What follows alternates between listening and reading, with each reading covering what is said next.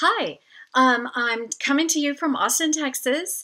I think the last video you would have watched is my Louis Vuitton unboxing when I was in Houston. Well, actually, the day I got home from Houston, and then I flew the next morning out for Austin to a trip I already had planned.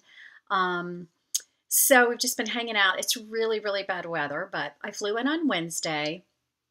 Deanne picked me up from the airport and we went out to her house and just hung out, and it was just so wonderful. We had so much time to talk and fill each other in on everything, and it was just great.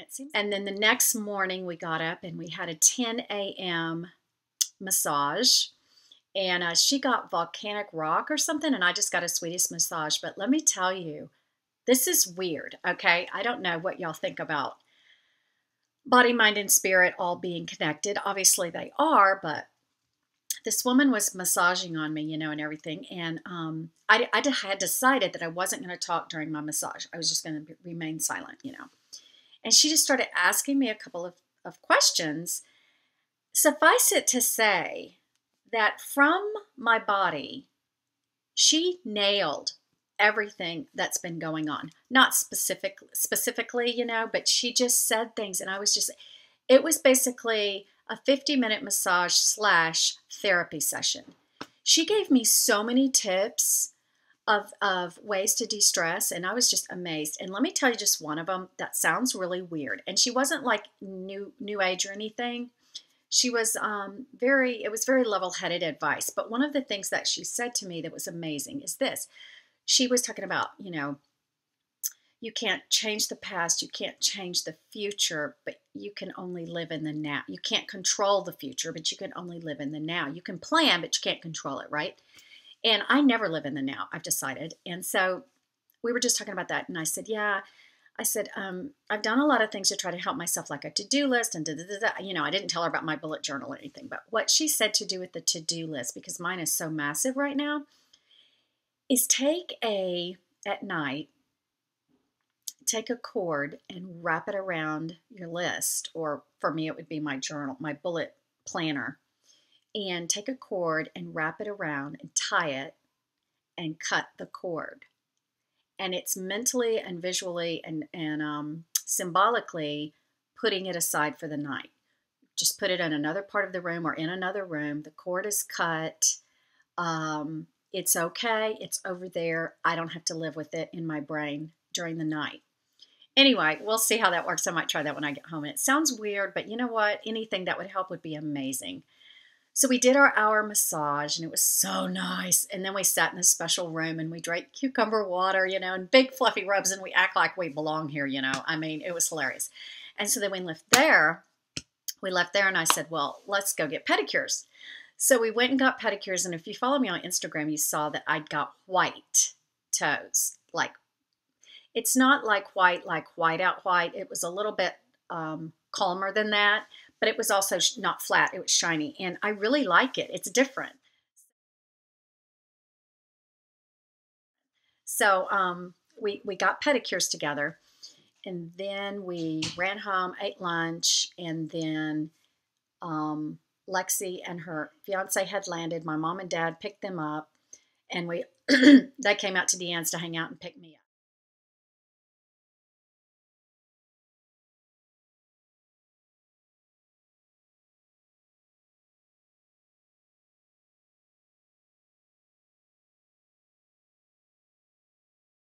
Drip. And yesterday, it rained off and on all day. We sat out. My mom and she got new furniture outside where you could sit and see the view and everything. It was wonderful. And then we went out to Pedernales Falls, or however you say it. And it's been raining so much, the falls were just roaring. Like it was amazing. So we hiked all the way down and then all the way back up. And then we stopped off at this bar that's just I don't know why I didn't take pictures. Okay, I've got a picture of the ceiling and the wall where our table was, and I'll insert that as well into this video.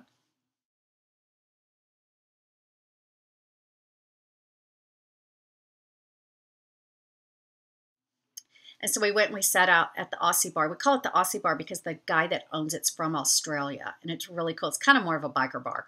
But we all just sat in there, and everybody had like a beer, and it was really fun. And then we came home, and we cooked all this food. Oh, and the first night we got back, my sister-in-law and brother were here, and now my nephew's here. It's just a crazy mass of people. And my sister-in-law, we had a big pork butt, or whatever you call it, shoulder, that my mom had cooked in the oven. Well, my sister-in-law has this way, okay? She pulls it apart, and then she takes the parts with the fat and everything, and she puts them in the skillet and cooks and cooks and cooks and cooks them till they're crackling hard as a rock. Oh my gosh, okay? So we had that last night. We had crackling pork tacos. They were so amazing. And I'm going to teach y'all to cook all this cool stuff because I am learning so much. I can't wait to get to Texas and start cooking this food. And I could cook it in Florida, but I don't know. It doesn't occur to me in Florida. I just want to cook different things. I can't describe it. Video of that. And tonight we're going dancing. Oh my God, I forgot about that. We were going dancing, but I didn't bring my boots. So I'm just going to have to wear, I don't even have shoes. All I have is flip-flops like these. I mean, can I kick her dance in these? I guess. So if you show up at the dance hall at 7:30, they do lessons, and then the dancing starts. Oh my gosh, we're all going. It's going to be so fun. I can't wait. So I'll have to take my camera to that too.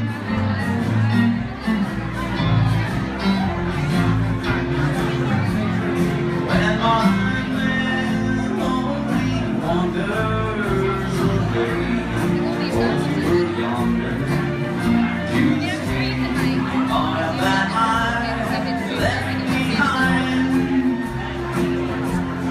in a moment of glory, her face came before me, the face of my pretty Roland.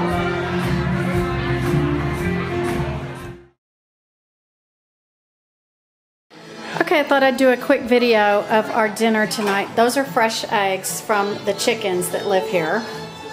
And then here's Jake, my extremely handsome nephew.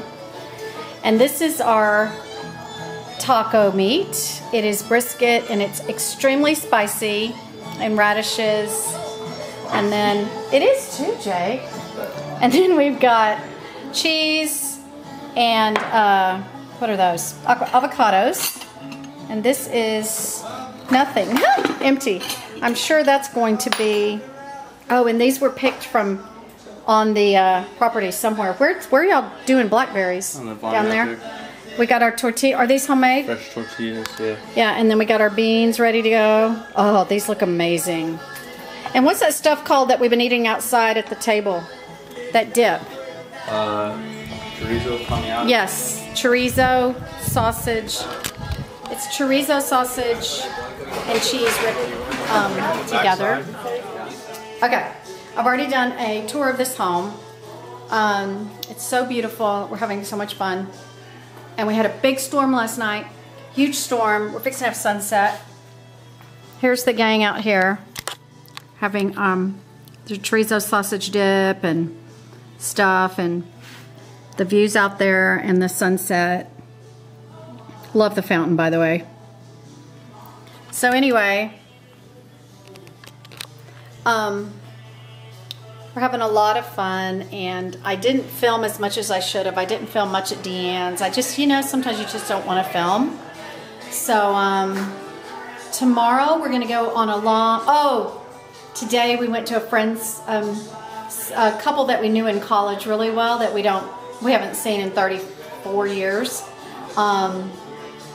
We went out to their new ranch. They just bought 189 acres, about 30 minutes from my mom's house. So we got to go out there and see their ranch and see their home and the guest house they built before they built their main house, and it was amazing. Last night though, we had a really big storm.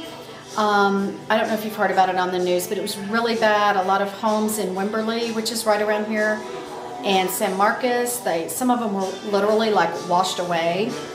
We had a huge storm. We lost electricity, and it rained all day yesterday, and we have had more. I told Scott, I said, since you've moved to Houston, there's been more weather than we've ever had in Tampa, because in Tampa you get lightning and a light rain, and that's it, unless you get a hurricane, which we've lived there 17 years, we only had one. Not that that's, I mean, it didn't go over us, it went around us. So anyway, it's been a great week here. I have 2 more days and then I'm back to Houston to start the move, and it's going to be crazy. And there's my good-looking nephew again. Anyway, all right, that's it. See ya. Bye. Getting ready to move. It's on. It's on. I will have 4 weeks. And I'm thinking about doing going through my house again and being super methodical.